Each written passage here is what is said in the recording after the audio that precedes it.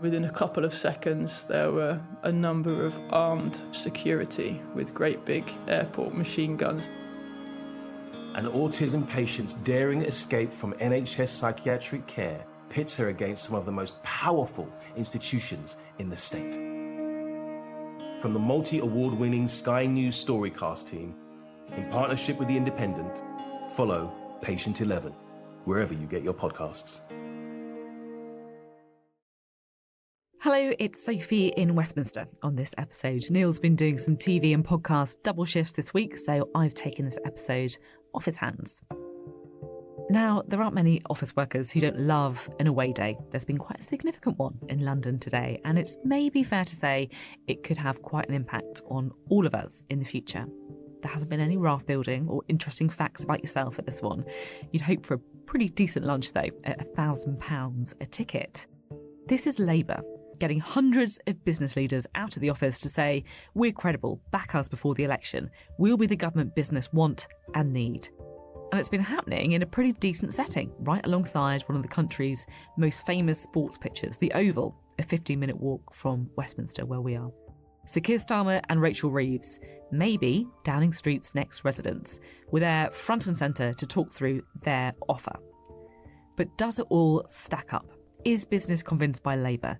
That's what we're going to be exploring on this Sky News Daily. We've Ed Conway here, our economics and data editor, plus the former CBI president, now president of the Society of Chemical Industry, Paul Drechsler. Well, let's start with you, Ed. I'm sure you've got lots of big thoughts about Labour, business, are they credible? Yeah, and small thoughts. Big and small, we welcome all thoughts of all sizes. It's interesting that this event in itself is happening, right? Yeah, and it's kind of, in some ways, it's like this culmination. There have been quite a few events like this. This is definitely by far and away the biggest. But I remember going to an event, I can't remember, I guess last year, where the turnout was amazing. You know, you had loads of chief executives, really kind of high-level people. I think Mark Carney kind of beamed in, although subsequently, you know, he has got himself into controversy by endorsing Rachel Reeves. But it's kind of big names. And what's striking is, you know, the Prime Minister regularly has summits for business leaders in Downing Street. And actually, the Labour ones look like they're bigger now than the Conservative ones. And so you have this sense, you know, of money slowly graduating. You know, it's got this gravitational pull going to wherever power is going to be next. And they smell it, don't they? They do. And I noticed that at the conferences as well. You know, the Labour conference was full of business sponsors. Everywhere in the actual the venue itself, with businesses sponsoring stands, business people turning up to events. Like you say, it's that pull of power. It was more lively, actually, wasn't it, the Labour one this time? And there's a bit of policy today. There's a headline announcement about corporation tax not being above 25% in the next Parliament if Labour win power. But I guess it's interesting to see the shift of tone too. I mean, I'm thinking Jeremy Corbyn in 2019, but also Ed Miliband. You know, he spoke about business as predators, didn't he? It's a complete shift of tone. To one extent, it's the kind of the prawn cocktail offensive, and that's just the thing that we saw with Tony Blair back in the 1990s. And I think they're very conscious that in the same way that they really, the Jeremy Corbyn era Labour Party really alienated business, and business was terrified about it, that they need to get business on side this time around. There's a bigger question, which is kind of what is Labour's actual policy here? And so far we've kind of heard a lot more about what they won't do. You know, so corporation tax is kind of what they won't do rather than what they will do. And so I think, you know, a lot of businesses are like, well, we need to be there having that conversation. We need to be on side. But then what will they actually stand for? I think still people are trying to kind of work that out, and that's quite important. I think it's really interesting because I think in the small picture, like you say, with the kind of detailed policy, a lot of it is what they won't do. And also in the big picture, I feel like they're defining themselves about who they aren't. Yes. They're almost saying, don't be scared of voting Labour because we're not like this. You know, whether that's, we love our country, we're patriotic, or in the economic and business sense, don't be scared, we're not going to get the magic money tree out again. Yeah. Okay, what will we do then? I think it suggests some big nervousness on their part because I think they are nervous about saying anything wrong. They are very, very conscious, I think, about traps that are being laid for them by the Conservative Party. And so much of their kind of chess game involves thinking about that politics rather than thinking about business. And that is definitely one thing that, you know, when you talk to business people, they're like, well, clearly, you know, we want to be engaged and we're pragmatic. This is business. It's not politics. B, they're encouraged because they see Keir Starmer and Rachel Reeves as serious people, and they don't see them as kind of radicals in the way that they were just unsure about John McDonnell and Jeremy Corbyn. But then finally you kind of get down to the nitty gritty and they're like, well, we're just not sure quite, what this will actually mean for us. And we're probably still not really going to know what they stand for economically. So it goes, I think, a lot of the time when you've got a favourite in the election. We'll come back to you, Ed, in just a second. But let's talk to Paul now, shall we? Paul Drechsler, president of SCI, on how business is convinced by Labour or not. So Labour, here they are, they're out and about, they are doing a huge business away day, if you like, trying to convince us all that they are the party of business. Do you think they've done enough?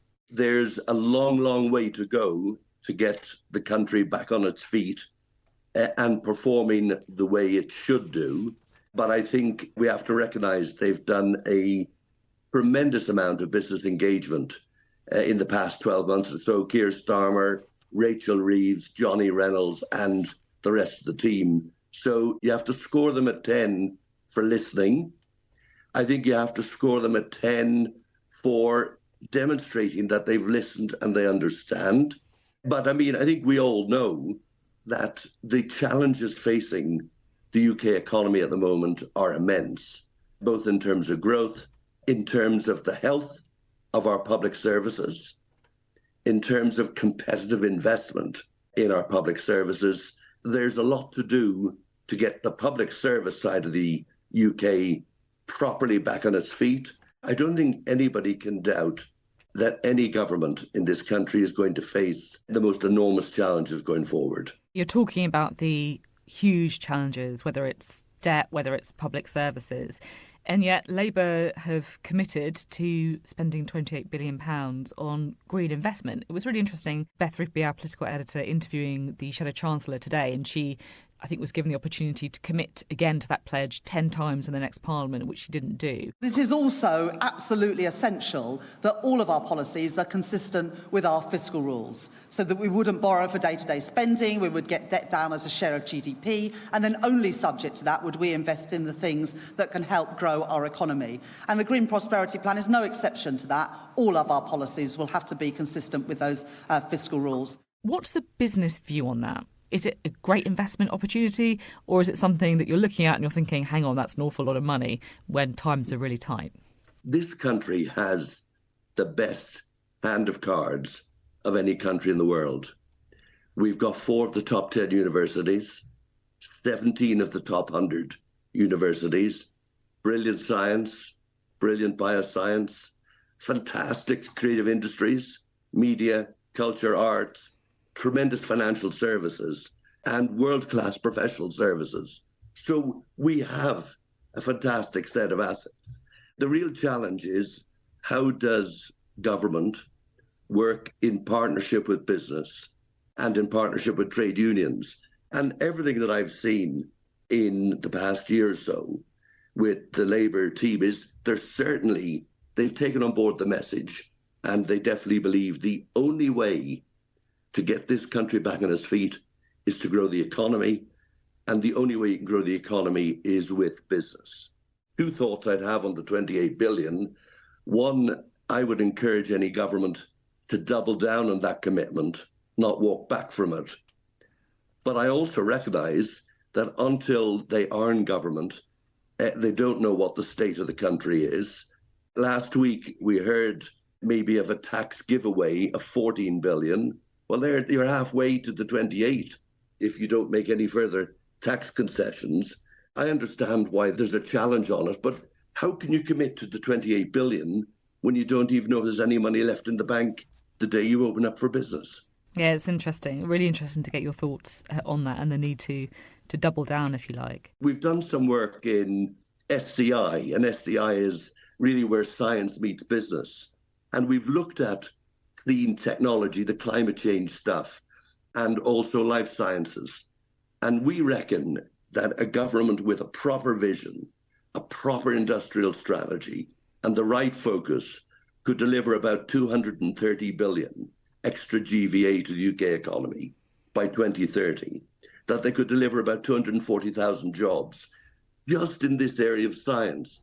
Now imagine if we had a vision for the whole of the UK and a plan for every sector of the economy. and you've got business with government and trade unions to make the best of that hand of cards. We've everything to play for. I'm interested in your own journey with Labour. You once worked as a skills czar when David Cameron was Prime Minister. Then a year ago, you said it was Labour who was winning the argument on business. So how have they managed to win you over? I want business to be able to invest and to grow. And any government that has the right policies for that is going to get business support.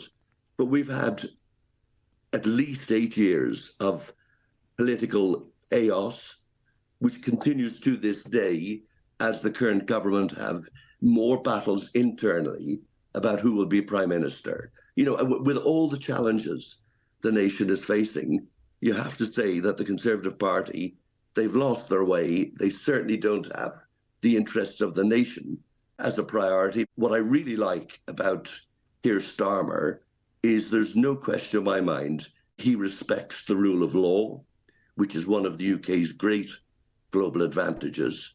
And he's committed, to my mind, to the highest standards of governance and leadership behaviour. And this country has to restore its global reputation as quickly as possible.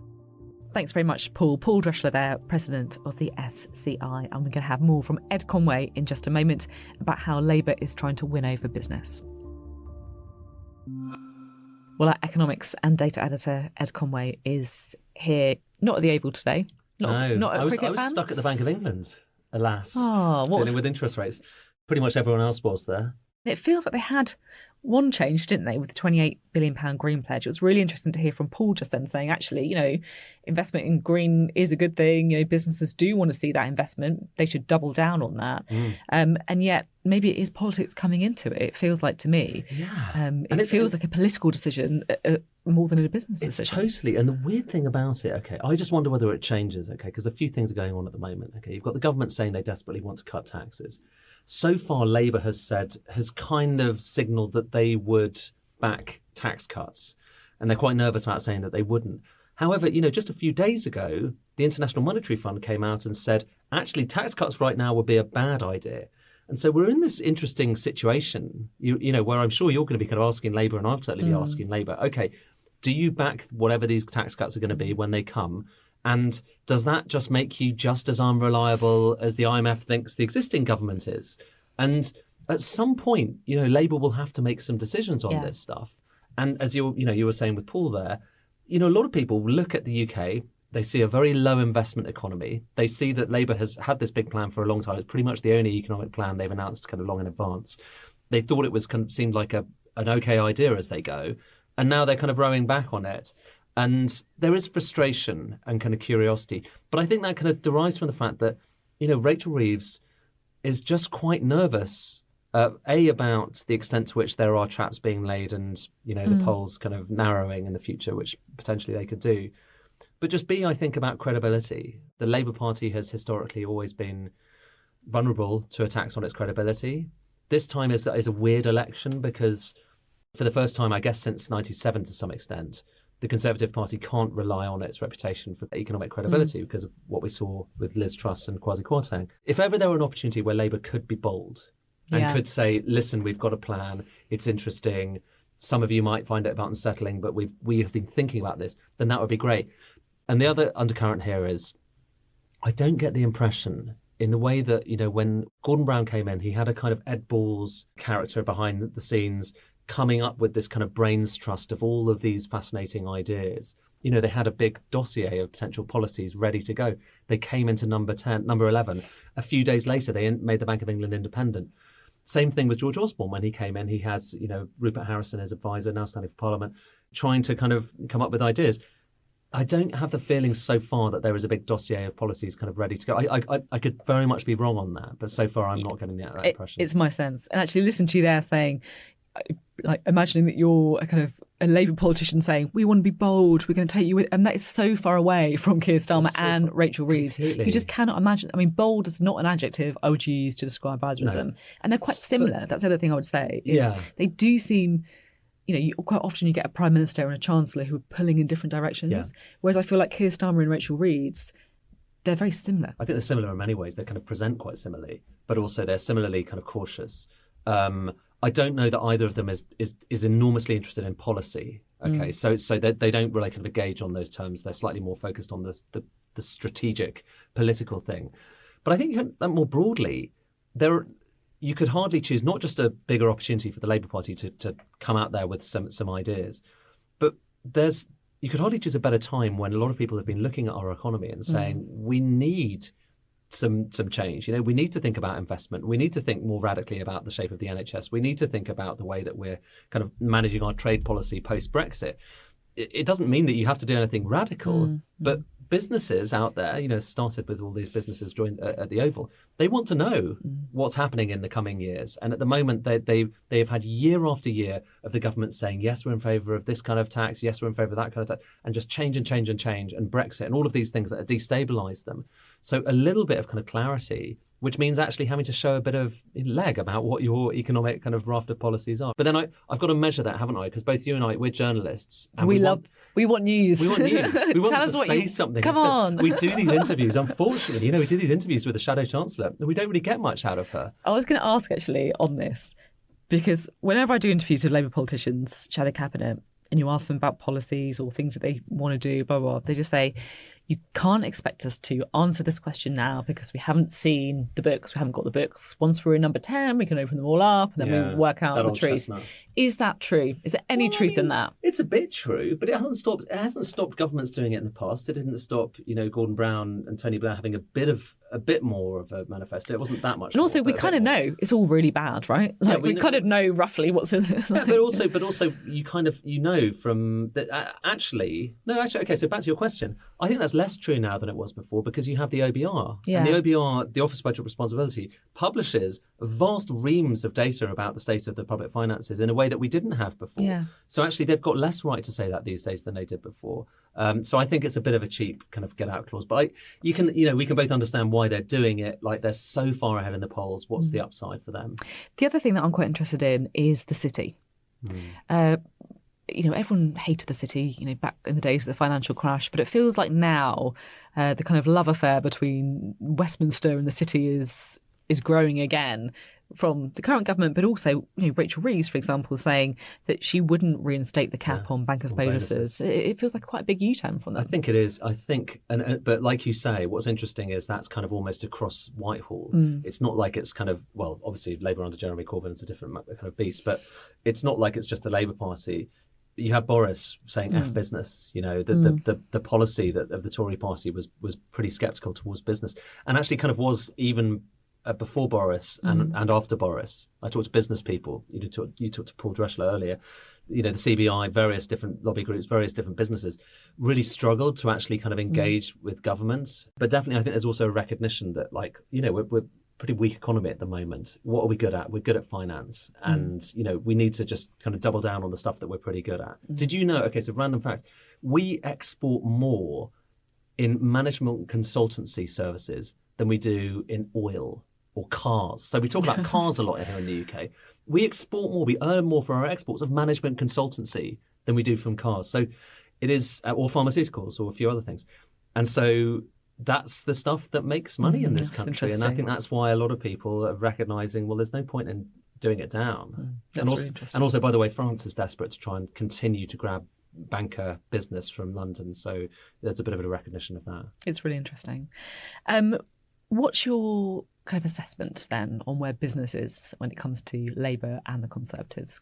Traditionally, the Conservatives have been the party of business. Is that true now, or do businesses just not really care? They just want to latch on to whoever they think is going to win the election? I get a sense they're backing a winner. They're just backing the winner. And fair enough. These are businesses. They're pretty apolitical for the most part. I mean, yes, they're often in favour of lower taxes, but they also kind of recognise that you look at the UK and the infrastructure is kind of weak at the moment. You look at the public services and they're struggling right now, and they recognise they have to work within that cosmos. So I think they're pretty kind of even-handed about it. But I just get the sense that they see where the dynamic is. They see where the momentum is, and they just follow towards that, just like they did in 97, just like they did, in 2010. They go where the power is leaning, and that's where the power's leaning. Fascinating. Thank you so much, Ed. Great to chat to you on the podcast today. If you want a bit more politics from the Sky News Daily, you can skip back to the last episode because Neil spoke to our Deputy Political Editor Sam Coates on the perils of politicians and WhatsApp.